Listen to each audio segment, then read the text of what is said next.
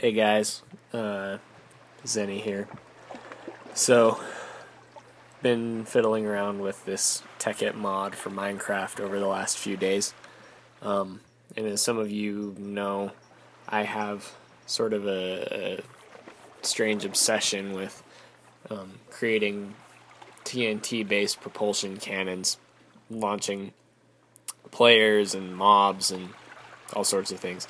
So one of the things that was so intriguing to me about Tekkit is that it has not only industrial TNT but also nuclear bombs that are obviously much more effective than TNT. And so I was wondering what types of cannons I'd be able to make in these types of situations. Unfortunately, I discovered that nuclear cannons are not very practical, so I decided to make this video to show and explain exactly why that is. So, without further ado, alright, so here we've got my cannon. It's built out of reinforced glass, which is really strong. This concrete up here is actually reinforced concrete, but my experience with the glass is that it's actually even stronger than the concrete. That doesn't make sense, so don't ask me why. If there's some reason, then whatever. But basically what we've got here is this is a single nuke that we'll be using as the propulsion system this time. And these TNT in the back are used to push the propulsion tool forward. I can't remember the term for it right now, but there is a term for it, and basically it pushes whatever you're using to launch to the front of the cannon. So here we go. Nukes, just so you know, have a 16-second detonation time, so sorry for the delay here. Alright, so one nuke launches you decently high. I've definitely launched higher than that with TNT before, but it was significantly more TNT, and as you can see, there was just a little bit of damage from that nuke, so, you know, that's a little bit of maintenance, but with TNT there will be no maintenance and you could get even higher, so that was just one nuke. Let's go ahead and see what we can do with two nukes.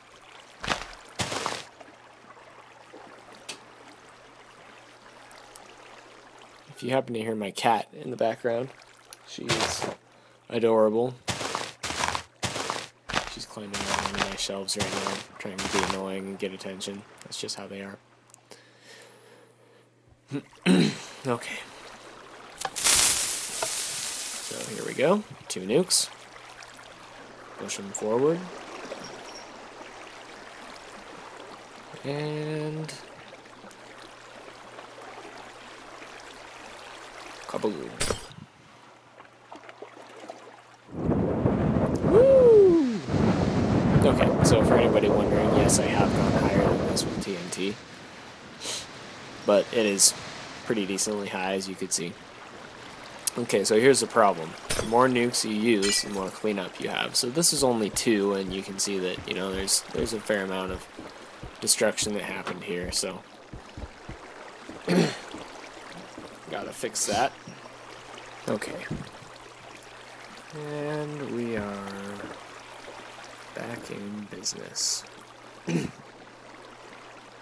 So, I actually haven't tested it with 3 nukes. I figured may as well do that for the first time on video, since I could tell that if 2 did that much destruction, 3 was going to do even more. So let's see how this goes.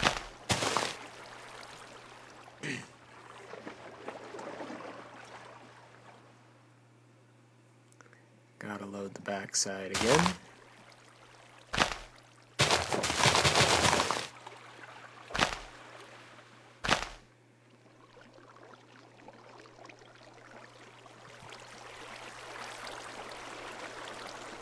And there we go. Pushing forward.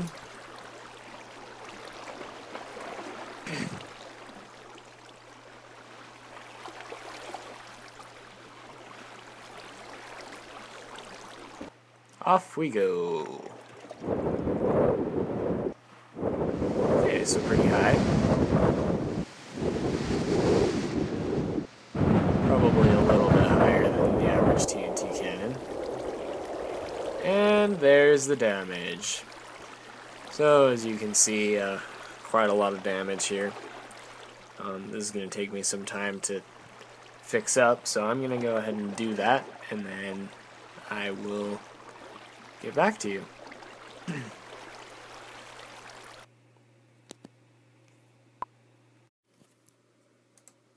Okay, so I'm back, obviously.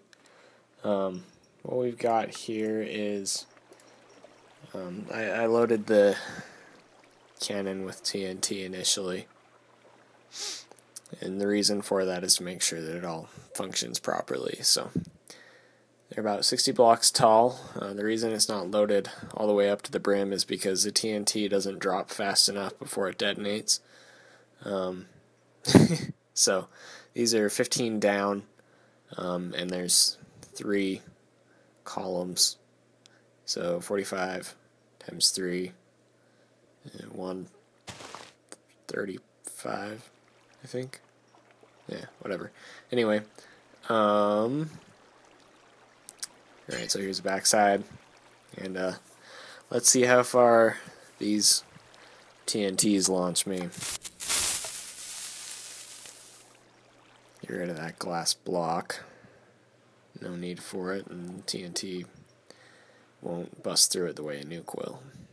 So, okay, not bad. Not bad for TNT, I guess. So let's go ahead and load the nukes up.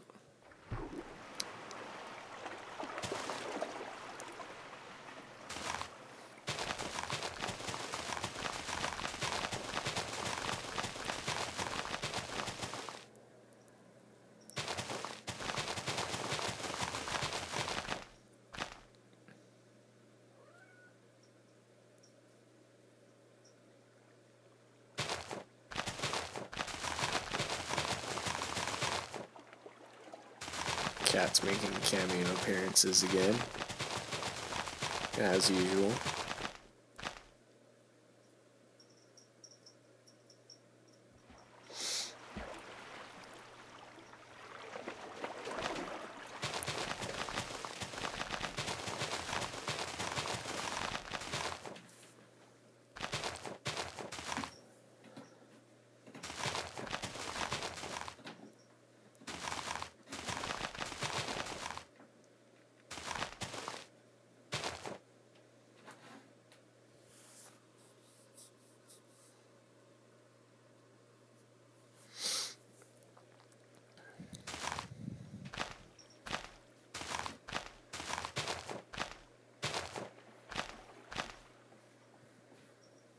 And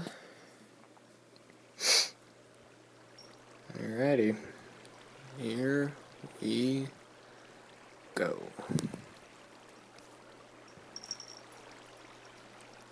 And oh crap, I forgot to change the timing on the TNT that pushes it forward. Oh well, I got most of them. So it was probably like 150 plus nukes.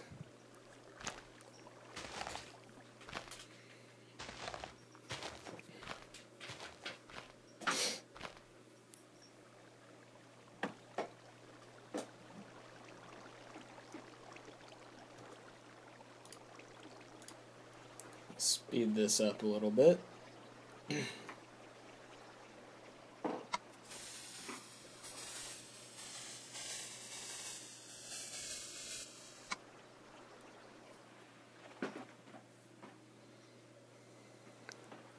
If you look here, you can see 1, me traveling, and 2, me continuously rising up into space.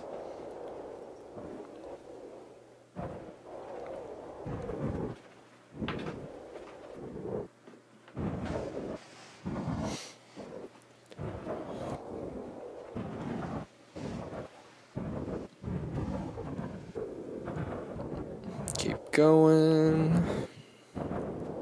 Keep going.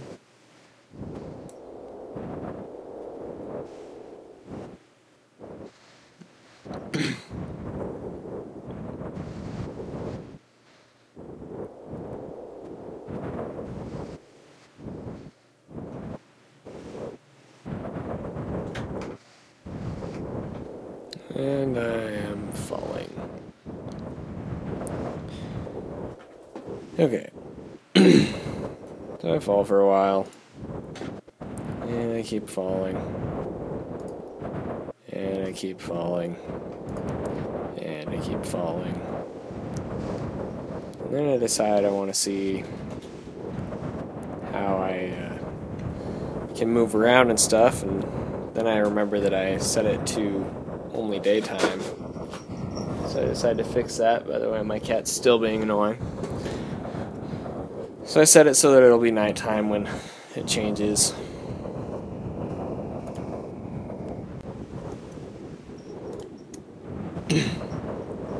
And then I start moving. Decide I should probably try and get back to the cannon's location.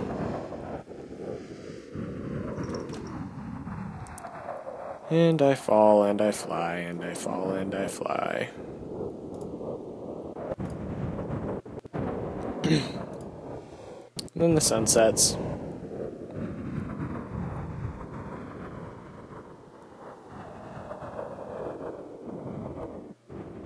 What a beautiful horizon.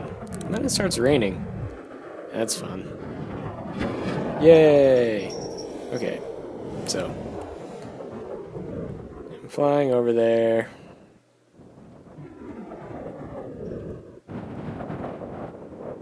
Sorry, I know this is kind of boring. Got stuck in a tree.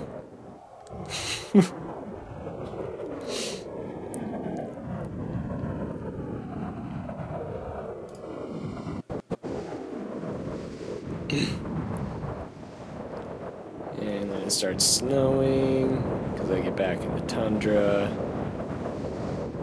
Not quite yet.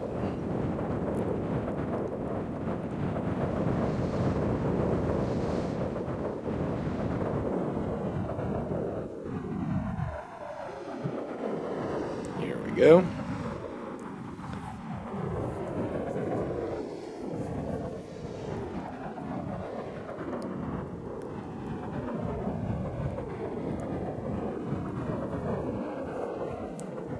And then I see my crater home. Yay! So I come down into my crater home.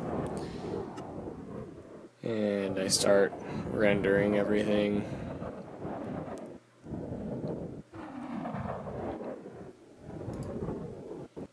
I turn the snow off. Look around. Then I remember that I don't have max rendering on, so I fix that and re-render everything.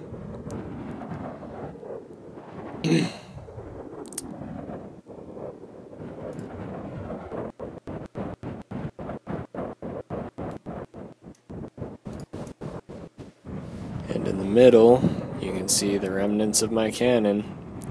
Only the pillar in the middle is left. The actual body of the cannon is all gone. And that's that. So, like I said, nuclear-powered cannons are not practical. They're rather fun. They can send you incredibly far, but they will destroy the cannon itself unless you're using something like Bedrock.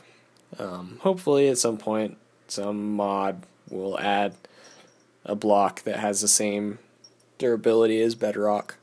You know, I don't care how expensive they make it or anything like that. I just think it'd be cool to be able to make that.